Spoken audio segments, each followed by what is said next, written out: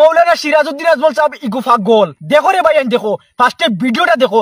একজন মৌলানারে, একজন বুজুর্গ মানুষরে তুই তাগার করিয়া কথা কইছে। মৌলানা সিরাজউদ্দিন আজমল সাহেব ইগু পাগল। একজন আলিম হিসাবে তুই এই ব্যবহারটা করা হইছে না। দেখো রে ভাই, দেখো ফার্স্টে ভিডিওটা দেখো, আর আমি বাদে তানে কিলা দোয়া লাগে তুই। আর সিরাজউদ্দিন আজমল পাগল রে লইয়া জেলা আমরা আওয়াজ উঠাইছি জানিকে খাম কুচ্ছু করছে না। সিরাজউদ্দিন আজমল পাগল রে লইয়া জেলা আমরা আওয়াজ উঠাইছি জানিকে খাম কুচ্ছু করছে না। আশা করছি আপনারা দেখতে পাইছো।